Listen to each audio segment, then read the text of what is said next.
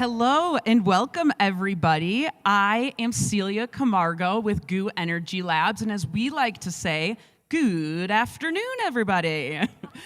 It is an honor and a privilege to be here on Washoe land at Palisades as we kick off all of the excitement around the Western States 100. I have been at GOO for nearly a decade, and I oversee our community and purpose work. We're a family-owned company, really driven in purpose. We want to do well as a company so that we can do more good in our communities. Very proud to be a 1% for the Planet member. It's my 8th time here at Western States. When I came, I had no idea about this world, and I was welcomed in because of the athletes that were running this race. It's changed a lot in 8 years, and I'm really proud of the support that we GOO have brought to Western States with Rising Hearts and our Kinship over 3 years.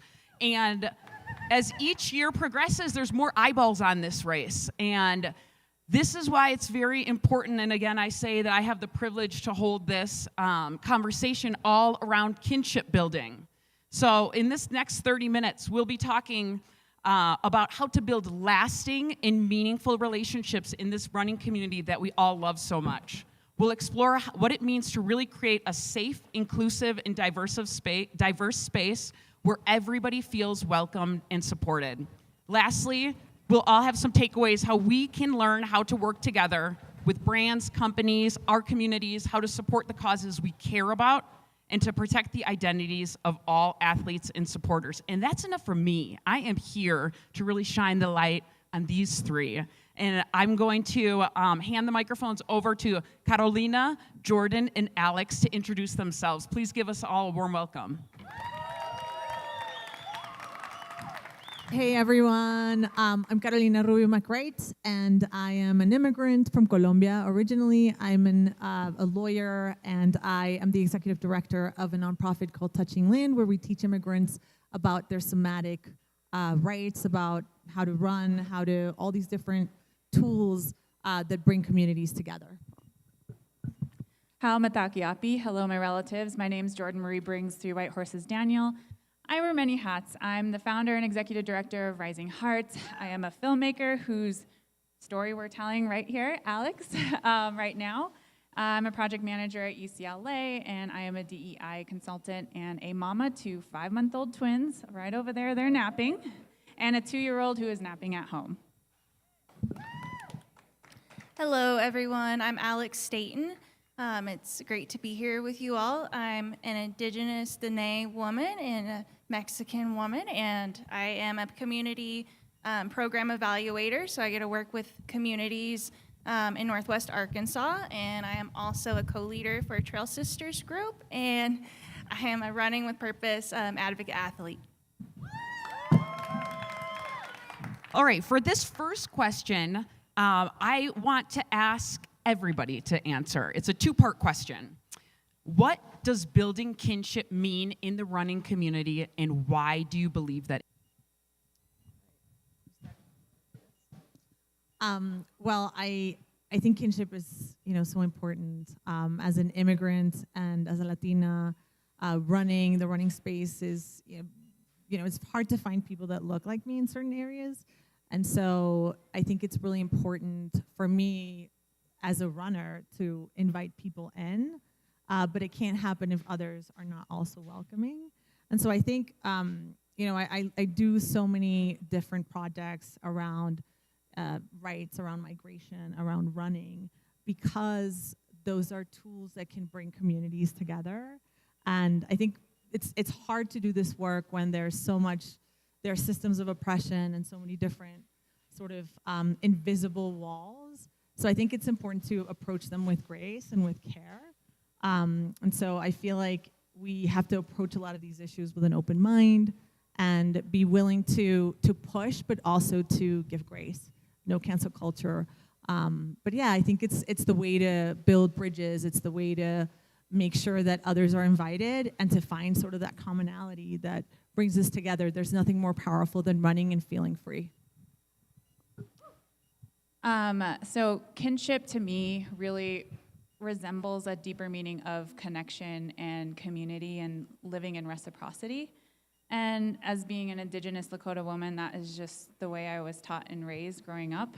And that's something that I wanted the work we do at Rising Hearts to embody. And a lot of our programs are all forms of movement focused in advocacy and amplifying the causes that are near and dear to us.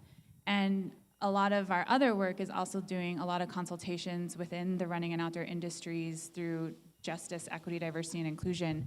And through that work, I've just really wanted to help create a better community and culture that resembles kinship, because we can't just do a check in the box. We can't just do these one-time opportunities to bring athletes in to be part of one campaign or to get a free pair of shoes or this one-time opportunity. It needs to be sustained and it needs to be meaningful, and that when you are inviting community in, especially if it's someone who represents such an important underrepresented community and an important cause, you need to make sure that you have the infrastructure built to support them and the advocacy and the communities that they represent.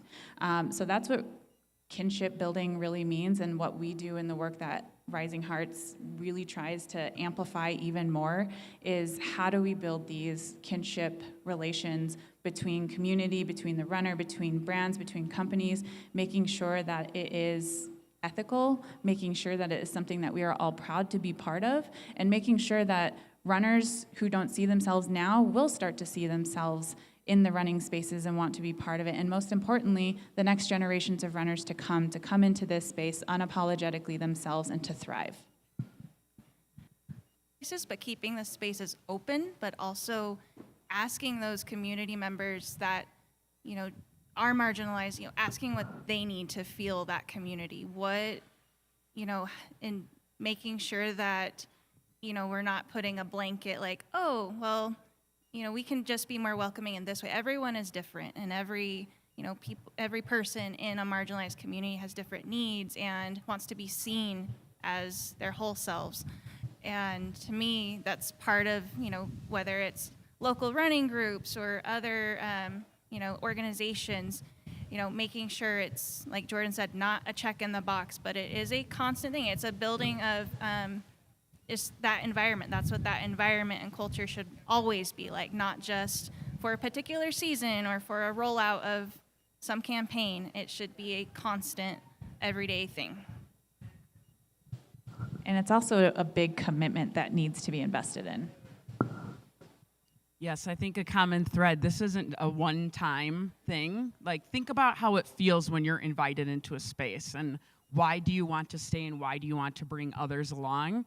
And, this is a prime example. We have the space to have this conversation, and we understand not everybody has the privilege to physically be here. There's thousands of people that want to run Western States, and we're very grateful that Western States is giving us the opportunity to live broadcast this and also have it on the YouTube page to refer back to, because just think about it. We all want to make sure that we're somewhere where we would like to be, and this is such a beautiful community that we can continue to grow together.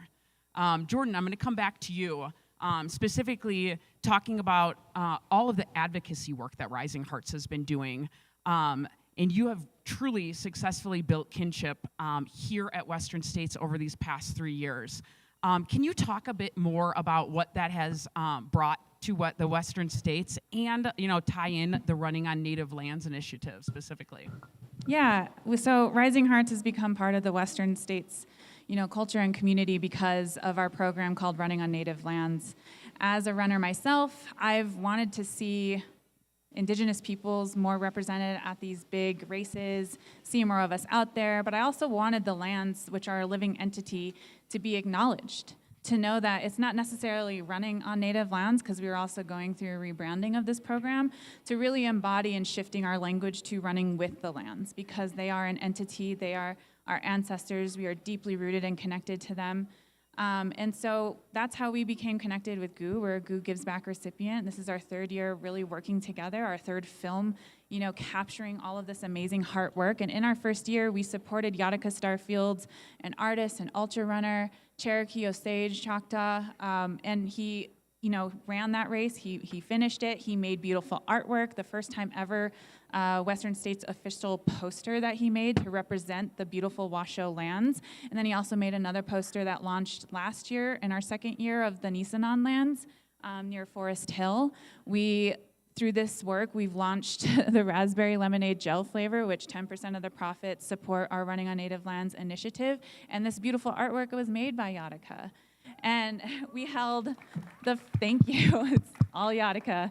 And in our first year, we held a panel, had really great, in-depth, insightful discussions that have led to other amazing connections that kind of just had a trickle-down effect and exposed us to new people that are really interested in the work that we do and interested in the runners that we support and the communities that we're supporting, not just Indigenous, but also intersectional through our Running with Purpose athlete advocate program that we have, which Alex is one of those athlete advocates, and we have another one in the seats right here, Kelsey.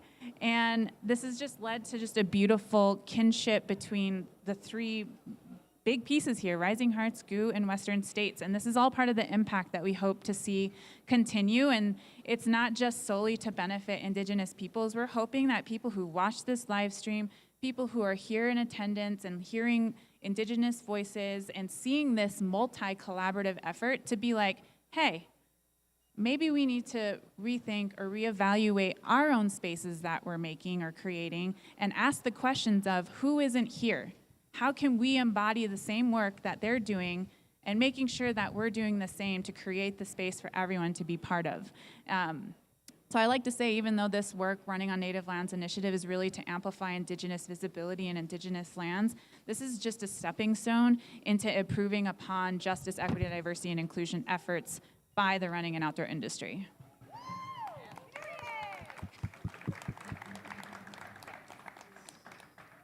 And to bring this back to something that Rising Hearts really uses as a true testament is be a good relative.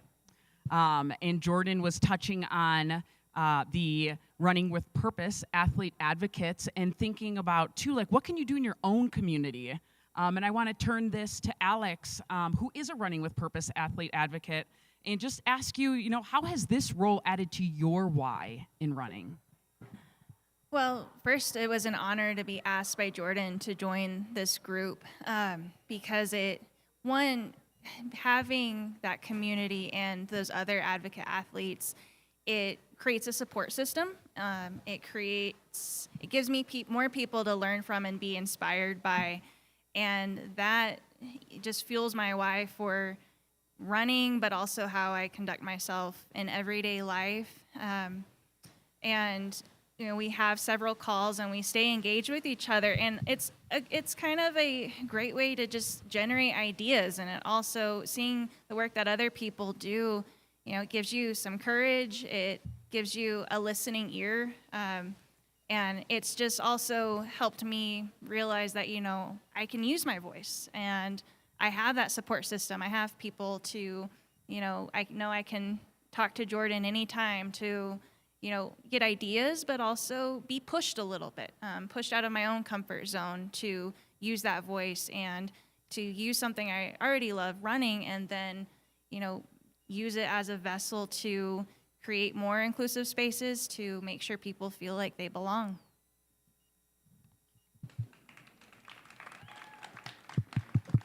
And Carolina. So we've been talking a lot about how brands have the power to really uplift. And you have a strong partnership with Hoka. So I'd love to ask how your partnership with Hoka has influenced your work in the trail running scene. Absolutely. So I didn't say earlier that I'm one of Hoka's diversity entries this year. It's been really amazing to work with Hoka. I was not expecting to have such a response from them.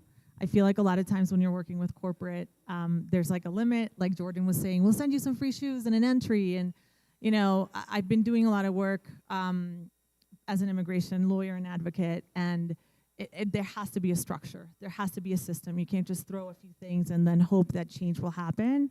And so it's been really beautiful to, Hoka asked me, what do you need? What do you want? How do you want to build? And so I said, these are some of the ideas, and this is how, for instance, an entry is not enough, right? Like coming to Tahoe and renting a place and also having a coach, understanding that there's a camp that people have access to that is capital knowledge that regular people won't know, right? And unfortunately, like, systems of oppression are part of our world, and people that look like me are not seen in the space because they don't have access. Who has 5 hours to run when you're juggling 3 jobs and 5 kids? And so it's been really beautiful to have very deep conversations with Hoka and be like, you know, if you really want to change the space, you got to start with local races. You got to start with support.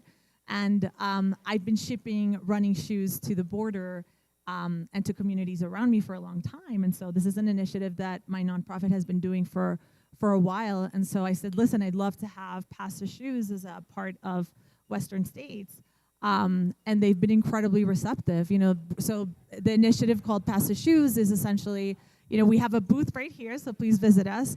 But when you're done with your running shoes, what we do is we take them from you, and then we tag them with a QR code that has resources to know your rights, land information, where to run, accessibility to running groups, all sorts of information that will lead to more people that look like me run in the wild and really connect with nature. So much of the work I do is about bringing people back to land, whether it's with clay, whether it's with food.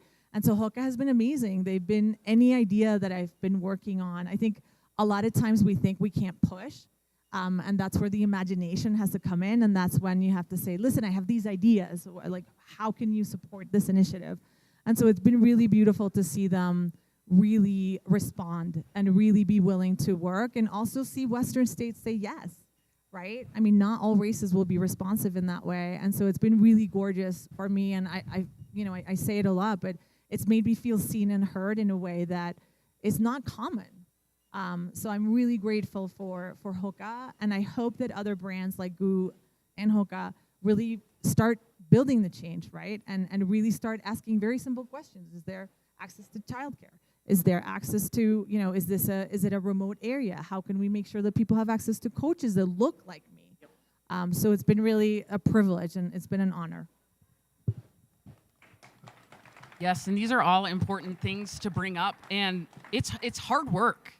Again, this is not a check in the box, and personally, it's a lot of unlearning, it's fumbling, it's asking, it's learning, it's listening, it's everything. And I don't want to take the time to speak because I want to make sure in our last 10 minutes we have more powerful voices help be heard. So I have one more question I want to ask everybody before we wrap. As an advocate community, how can we make sure we work with each other to amplify our work? Really bringing this community aspect to life. Sure. I mean, I think the most important thing to me, and especially working with different groups, is we have to be able to push and also give grace. So cancel culture is not getting us anywhere. It will not get us anywhere. So where is the commonality, right? Can I push, and how far can I push, and how much can I give? Because it really doesn't take that much to find commonalities, right? We're moms, we're runners, we are not compromising yourself, but showing your full self how you are, and being willing to accept anyone as they are is really such a beautiful way of building change. And I think, you know, there has to be full transparency. You know, as an athlete myself who has been with multiple sponsors, there were times where I was just afraid to speak up for not being an athlete anymore, because I noticed a lot of things that weren't working, that were not supporting me, that were not supporting other runners. And there was that kind of energy and mentality within these brands that, like, bye, here's the door. And we need to be transparent and honest with the work that we're doing. We need to go beyond just like the justice or diversity, equity, and inclusion departments within brands and companies. It needs to be something that is called like education and impact. That's the work, that's the real nitty-gritty work that should be housed under, because it takes a long time. Like, here we are in year 3, and we've been able to do a little bit more, and having this opportunity for the first time to be on a live stream, like, that took 3 years, and like, I'm so proud of the work that we're all doing collaboratively. And so we can't rush it, because we've had experiences where things were rushed and not set up properly, and then it failed, and a lot of people felt like they were being extracted, like it was a very toxic environment and very hostile, and then it made us, afraid of those spaces. And so we need to make sure that we're thinking critically and long-term in how we create a new department or a new program that really encapsulates the heart work that we're going to do together to really make sure that we're bringing community in, that hopefully we're moving on from the taking up space to create space, because all of that work is being done right now where we're doing that the space is gonna be there. And so I think that's just long-term work, a long-term commitment, and just something that every brand, company, athlete needs to be prepared for. And I think we're just seeing that a lot now. And so I'm really proud of, the work that GOO's doing, Western States, HOKA, other brands, the Running Industry Diversity Coalition, Native Women Running, so many groups that are putting in the hard work to make this change happen. And it's all collectively happening together. Some things that come to mind would be everyone having an open heart and open mind, but also bringing humility to the conversation and being intentional about that connection and building the relationships, the kinships, and working together, and having a sustainability plan. How is it going to go beyond just those conversations or that quarter, or beyond that season? And it's great that these opportunities and things have come about, but how do we create even more opportunities beyond 2024? So that's what comes to mind. Beautifully said. And as we all think about why we're here, it's to celebrate a 100-mile race. Just as you would not get up off the couch and run a 100-miler tomorrow, it takes time. And we all have to have patience, grace. I love the education and inclusion. That is very well said. And now I want to think about how we build community. We like to keep the community we build and build even more. So as we wrap this panel today, all about kinship building and the heart work, I would love each of our panelists to say their Instagram handles, how they'd like to be followed, and what you think you can do in your own community to keep this momentum going. I mean, I think for me, it's very simple. We think that change has to be so big. It really has to be inviting someone in to run with you. It's as simple as that. And opening up the space, inviting people, introducing people to the trails. So many people are afraid of running in trails. So I think that's inviting others and keeping an open mind. And yeah, my handle. Yeah, sure. So so my the nonprofit that I'm an executive director of is called Touching Land, and our initiative is called Pass the Shoes. And you can follow me on Instagram. It's Carustol. Hi, everyone. Be a good relative. It's on the bottom of the raspberry lemonade gel. It's what we live by. And you can follow me at nativin_LA and at rising_hearts on Instagram. And you can visit our website, risinghearts.org. And really just keeping communication open and making yourself uncomfortable to meet other people. And, that's how we continuously build communities, keeping that open line of communication. And also, if you're around today, we are screening No to Run Yataka from our first year. That's at 5:15. And then we are premiering our second film, Elite Heart, featuring Callie Vinson, right after that. And then it rolls right into a representation through storytelling. And on the trails, it will have myself, Callie, Celia, Ryan Montgomery, and Jocelyn Rivas on that panel. So it's from 5:15 to 6:15, and we hope to see you there.